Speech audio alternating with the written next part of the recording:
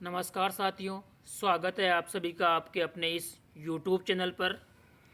साथियों, यहाँ पर मैं आप सभी के लिए आज की जो महत्वपूर्ण खबरें हैं उनसे जुड़ी हुई कुछ महत्वपूर्ण अपडेट्स लेकर आया हूँ और इन खबरों के माध्यम से मैं आप सभी को कई सारी महत्वपूर्ण जानकारियाँ, जैसे कि कॉलेज व्याख्याता भर्ती में जो नया बदलाव हुआ है, उसके साथ साथ फॉर्म में क्या करना होगा, किन अभ्यर्थियों को फॉर्म भरना होगा, एवं रीट की जो भर्ती हैं, जो रीट भर्ती 2020 के रूप में आने वाली हैं, उस संदर्भ में एक महत्वपूर्ण जानकारी एवं LIC द्वारा जो नई भर्ती का विज्ञापन जारी हुआ है, एवं साथ ही साथ RRB NTPC एग्ज़ाम को लेकर एक बहुत ही बड़ी अपडेट जो कि कई सारे अभ्यर्थियों के लिए फ़ायदेमंद होने वाली हैं।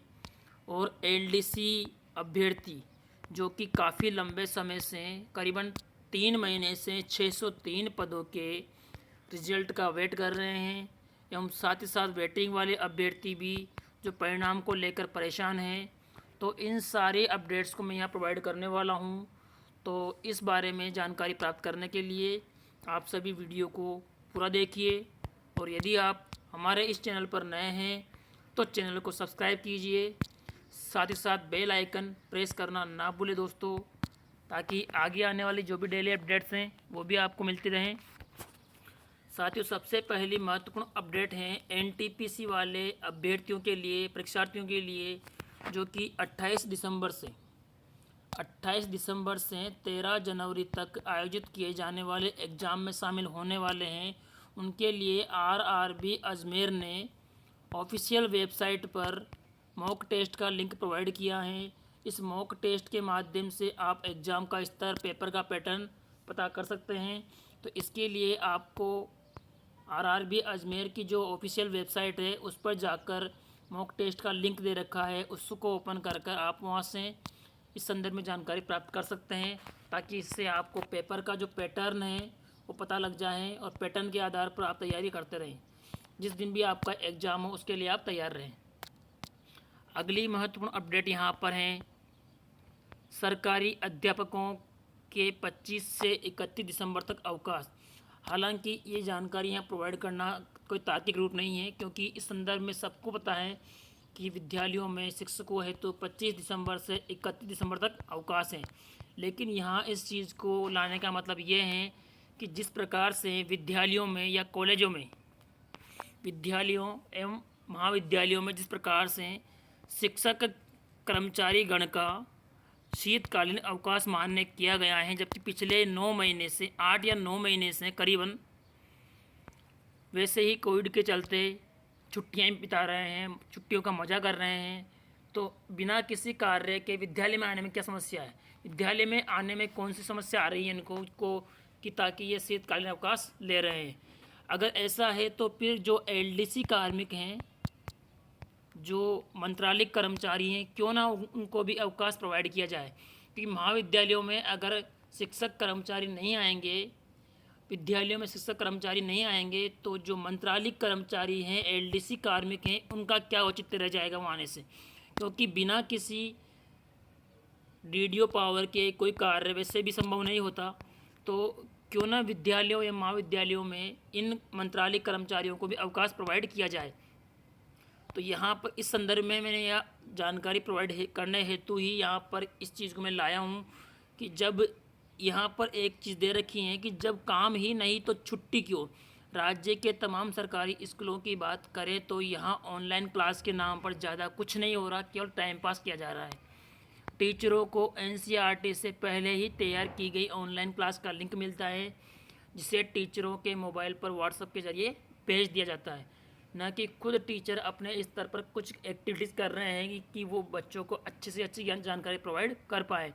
तो इस प्रकार से टीचर सिर्फ विद्यालयों में बैठकर, कई सारे टीचर, सबकी नहीं कहूँगा, कई सारे टीचर विद्यालय में बैठकर टाइम पास ही कर रहे हैं, फिर भी उनको छुट्टियों की आवश्यकता क्यों है। और जो वहाँ पर मंत्रालयिक कर्मचारी हैं, LDC कार्मिक हैं, उनको छुट्टियाँ क्यों नहीं मिल रही हैं, ये चिंता का विषय है, ये एक विडंबना है। इसके बाद में खुशखबरी है, भारतीय रेल के 1 लाख से ज़्यादा कर्मचारियों को मिल सकता है बकाया भत्ता। तो जिन कर्मचारियों का जो कि रेलवे डिपार्टमेंट में कार्यरत हैं, जिनको भत्ता नहीं मिला है, उनके लिए एक खुशखबरी है कि उन्हें कभी भी भत्ता प्रोवाइड कर सकती है गवर्नमेंट। अगली महत्वपूर्ण अपडेट है कि मैनेजमेंट ट्रेनी से लेकर असिस्टेंट मैनेजर तक पदों पर भर्ती, खासकर वो अभ्यर्थी जिन्होंने MCA, BSc, BTech व BE कर रखा है, क्योंकि इस पद हेतु तो किसी प्रकार का कोई एग्ज़ाम का आयोजन नहीं किया जाएगा। बिना किसी एग्ज़ाम के आयोजन के ही इस पद पर भर्ती का आयोजन किया जाएगा, जो कि यहाँ पर दे रखा है कि आवेदन करने हेतु ऑनलाइन माध्यम से करना है। इसके लिए 31 दिसंबर अंतिम डेट है एवं इन नौकरियों के लिए कोई परीक्षा नहीं ली जाएगी, केवल मेरिट के आधार पर ही भर्ती का आयोजित की जाएगी।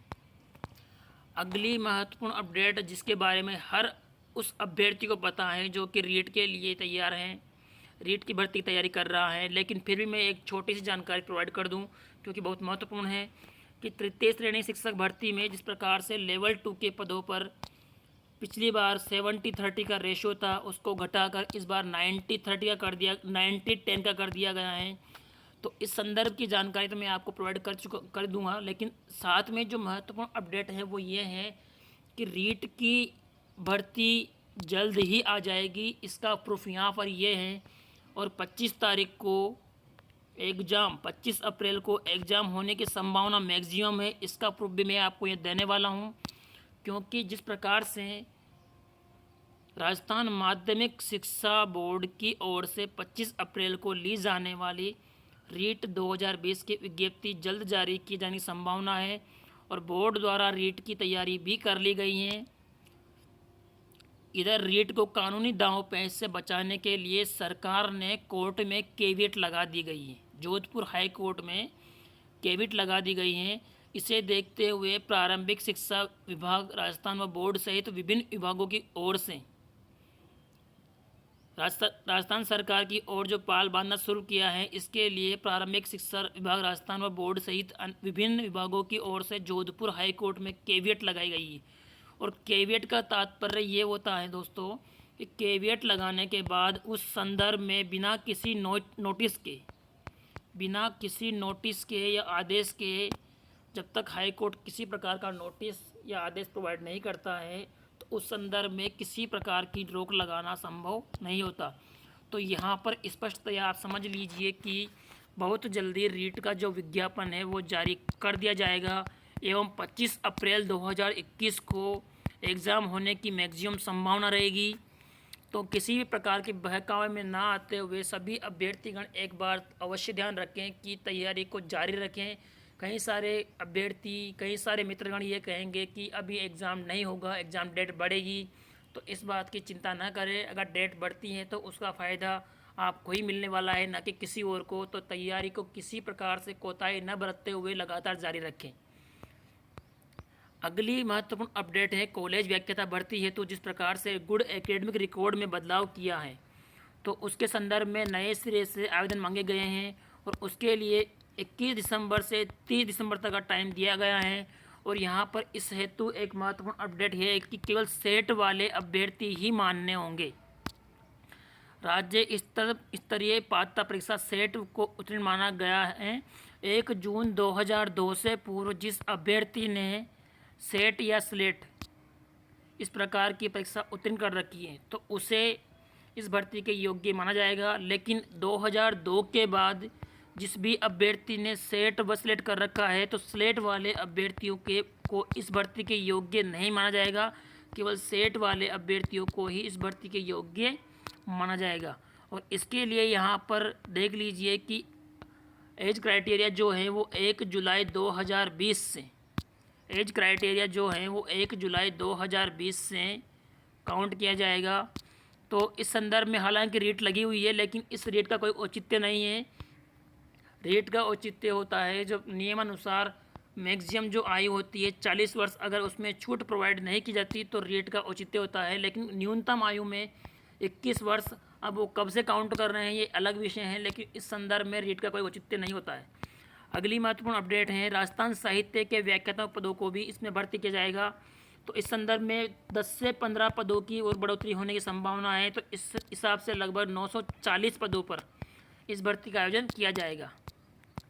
इसके बाद में एलडीसी वाले अभ्यर्थी अवश्य रूप से ध्यान से सुने, ध्यान से देखें इस चीज़ को कि राष्ट्रीय पिछड़ा वर्ग एसटी व एससी एवं अल्पसंख्यक महासंघ द्वारा एलडीसी के संदर्भ में कुछ बात की गई थी कि एलडीसी भर्ती 2013 पंचायती राज की जो भर्ती थी एलडीसी 2013, उस संदर्भ में 10,000 से अधिक पदों पर 10,000 से अधिक पदों पर एक बहुत बड़ी वेटिंग लिस्ट जारी होने वाली है। इस संदर्भ में राज्यपाल जी जो कि अध्यक्ष हैं इस पिछड़ा आयोग वर्ग के, राज्यपाल जी की फाइनेंस के डीएस से बात हुई है और इसी संदर्भ में 603 पद जो कि एलडीसी 2018 के थे, 603 पद जो कि एलडीसी 2018 के पद थे, जिन्हें पहले डिडक्ट किया गया था, वापस पुनः ऐड किया गया था। तो इन पदों के लिए पंचायती राज की 10,000 से अधिक वेटिंग लिस्ट और 10,000 से अधिक वेटिंग लिस्ट के साथ साथ 2018 एलडीसी के 603 पदों का जो रिजल्ट है वो बहुत जल्दी आने की बात कही गई है। जिस प्रकार से वीक परिणाम की पूरी संभावना इसी वीक, यहाँ पर देख लीजिए 603 पदों पर एलडीसी के परिणाम की संभावना इसी वीक बताई जा रही है और इस संदर्भ में राज्यपाल जी ने बोर्ड के अधिकारियों से चर्चा की है।